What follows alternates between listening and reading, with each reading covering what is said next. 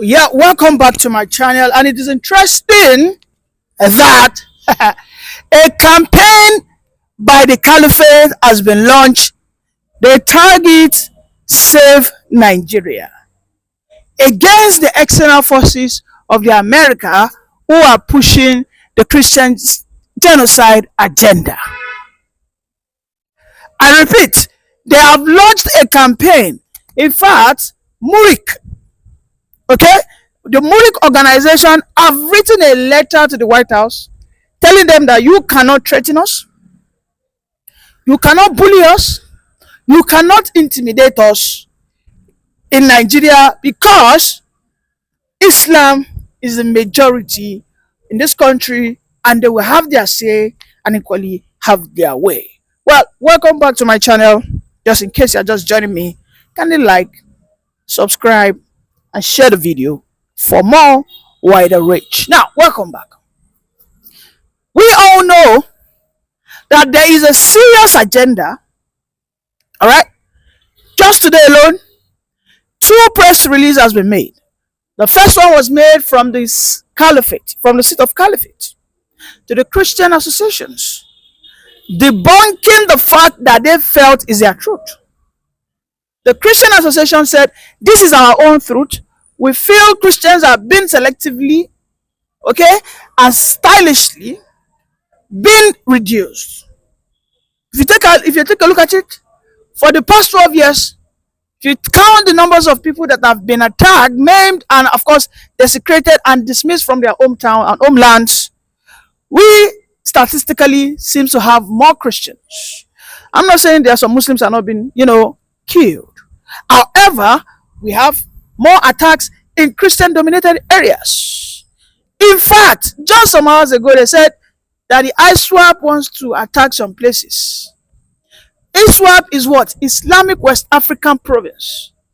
They said they wanted to, attack Kogi West. That they want to attack Ondo. These two areas are Christian dominated. Whatever idea, whatever narration they want to give it, that they are doing this because of minerals, don't fall for it. This was how they started the issue of farmers' elder clashes. They were covering it with what? Climate change. Please, if an elder needs water, will he not peacefully walk into the farmers' community and say that, please, where can I give water to my herds? They need to drink water. And when he drinks water, if he needs a place to sleep, he will simply ask, where can I lay my head? This is how we have consistently for many years in the past lived together peacefully. However, the very moment we have the reincarnation of Sultan in the person called, Megaskia, since 2015, we started having issues of Ruga, we started having issues of urban grazing route, Fulani'Sization, and since then we have not been able to cut away from those narratives. It was after Buhari became the president that the likes of Mazinan Dikanu spring out. Why? Because they felt that there is a systematic Fulani'Sization agenda going on. A situation whereby some northern elements are given some high level of privileges. They allow them to encroach people's farmland, uncontrolled, unabated. These guys are just going rampage. But here we are today, because the Christians have finally, somehow found their voice, and they have been able to see some people pro bono. These guys are pushing these things without anybody sponsoring them. There's actually nobody sponsoring these people, because they have said that the Mike Arnold, the US lawmakers, the House of Reps in America are currently being paid. Please, how much Peter Obi won't go give the US lawmaker? Please, a former mayor of Texas, how much I won't go give her?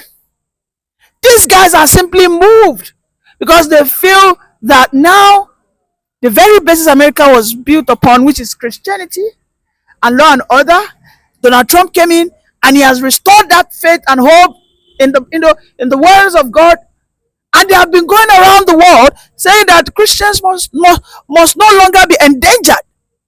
It was immediately after that United Nations speech. Immediately after that United Nations speech that everything escalated. When Shetima went there, he left his house that is on fire. He disregarded the sentiment, the feelings of the Christians towards Israel, and then he spoke at large for everybody that Nigerians are in solidarity with Palestine, that Nigerians are against Israel bombing and inhumane actions. He never asked anybody, and that was where the hypocrisy in Nigeria began to get exposed. And here we are today. You can see how uncomfortable they are, how the Sultan is tweeting per second billion, how the Murik organization is tweeting per second billion, how the top Fulani, influencers, political influencers, current and past, how they are saying that Nigeria must be united. Nobody must divide this country, that we go no. Well, for the record, one thing Tinubu has shown everybody is these guys are not that powerful. It is only those that are scared and unsure of the actions they want to take will remain, scared of them. At this stage, Tinubu has shown that he doesn't need their vote. He doesn't even need to sympathize with them. Tinubu has done everything to demystify them. Oh, you think if Tinubu have not moved politically and strategically to align with the middle belt, align with the northwest, align with the southwest, align with the southeast and south, where so many people are now camping and deporting and doing all manners of the campaign and just align with the southern agenda. You think the north would not have strangulated him? You sincerely think they would not have threatened him at this stage and time? You think by now, if Tinubu was acted gullibly as Jonathan did in 2013-14, where he was just building all the Alimanjiris, as at now, Tinubu would have been a forgotten story. Or Tinubu would have been a guy who would have just been every day he wake up in the north, in the night he will sleep there, he will eat breakfast there, he will eat his lunch there, because he will want to be appeasing to them.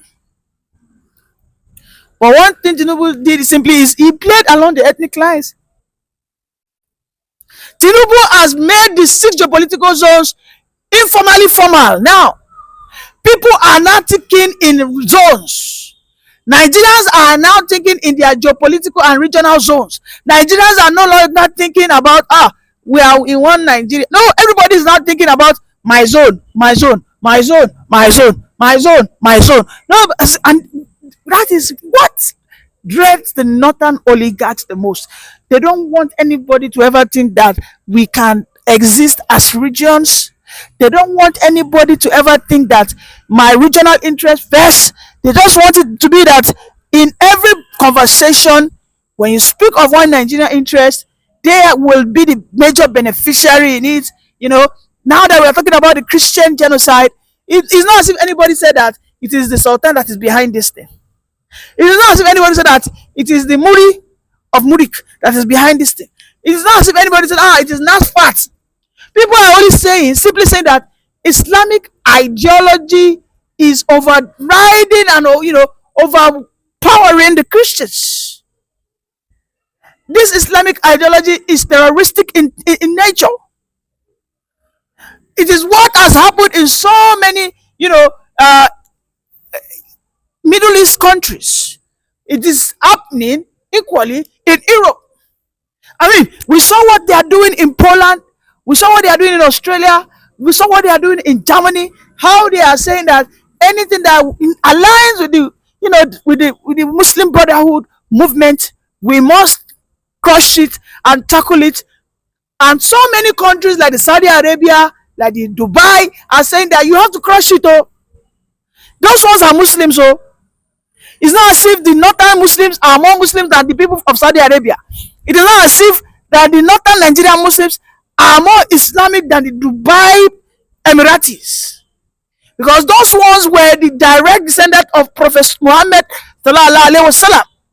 But here we want to be more Pope, more Imam, and more pastor than I don't get it. Now we can't carry am for head like that. We wear am for head like that. How about now? What which is it because we are so jobless? So the only thing we think is religion, religion. You find northern Muslim, they'll tell you you can insult anything, but don't insult my religion. Your religion? This is a religion that is not even up to 400 years in Nigeria. It is not. All the wars of Madam Fodo is Kali jihadism, everything started in, let's say, 1790. He got into the northern states. Kano stayed with them for over 20 years before he began the purification of Islam, and that war went for like 14 to 15 years. Then, as at 1904, the British colonial masters came and they ended it. For over 100 years, the Fulani Caliphate took over the whole of the north. Before then, now from that time to now, it's not even up to 300 years.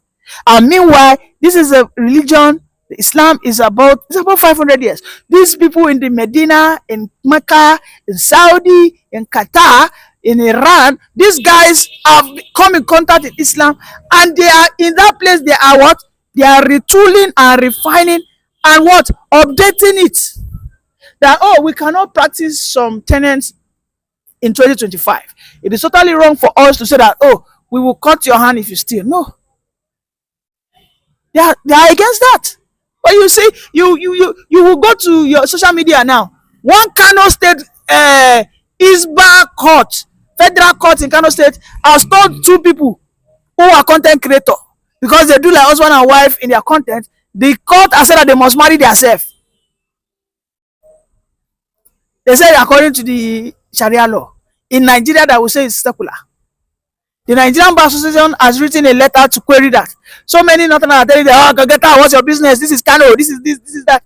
But if Christians now say that, there is Islamization, why should there be a situation whereby, because I am doing content and you tell me to go and marry this person forcefully, they are even giving them deadline 60 days.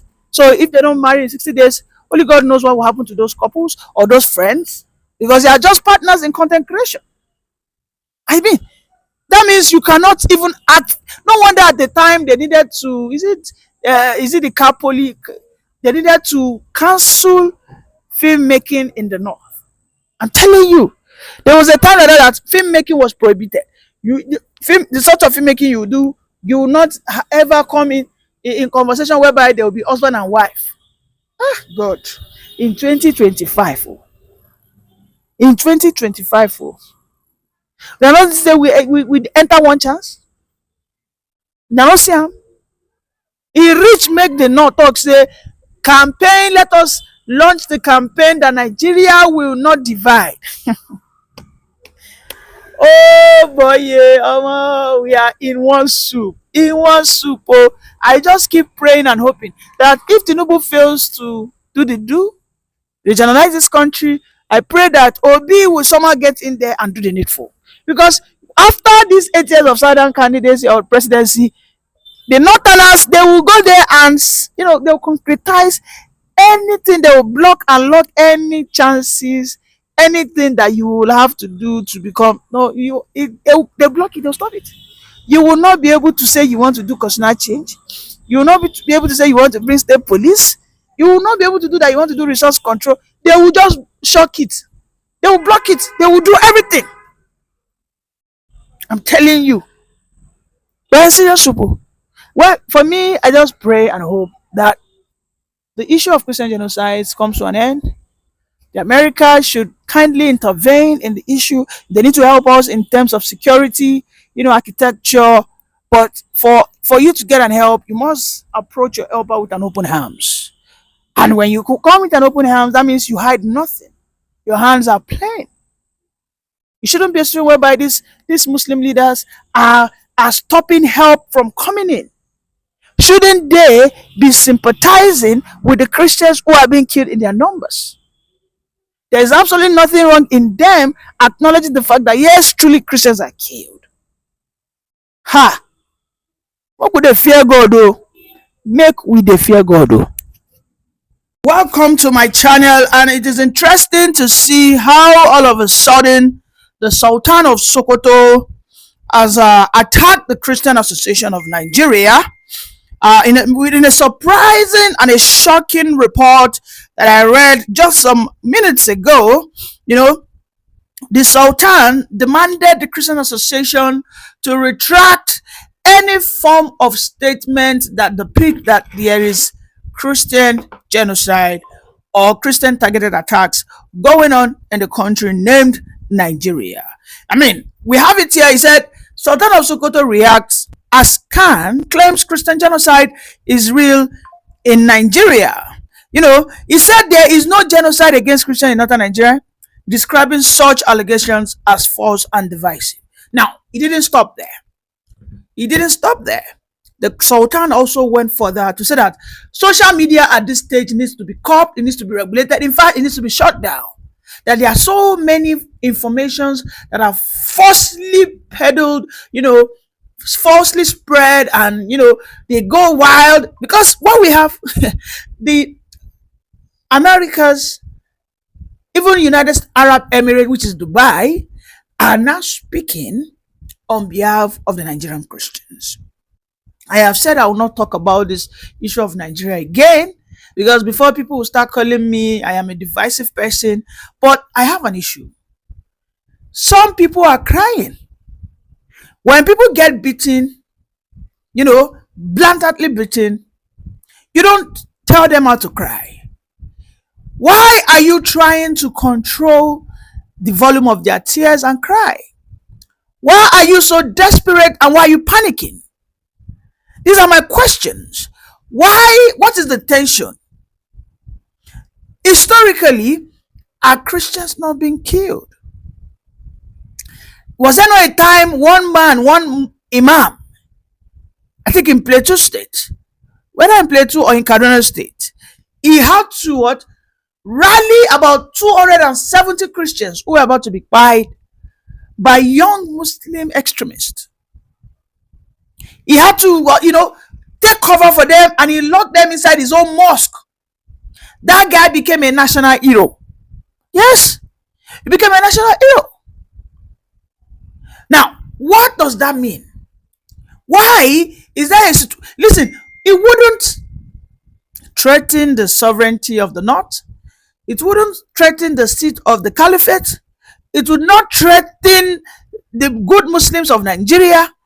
It will not threaten the unity of Nigeria if these traditional religious leaders can just for once speak. I am going to quote, not a journalist, but an authority apparently. How to identify a hypocrite. Their voice is so loud, condemning injustice against Muslims in USA, yet very silent in condemning genocide of Christians in Nigeria. And that person that said that a couple years ago was Reno Omokri, and he's multiple tweets like that. He made this a very big issue about Christian genocide in Nigeria not that long ago. And according to all the observers and all the organizations and watchdogs, they say it has not improved, that the death toll is higher. So I don't know what's dramatically changed, that he was adamantly, repeatedly calling it a Christian genocide in Nigeria. The only thing I know that's changed is the administration and his employer. So. Sorry, employer? I don't have an employer.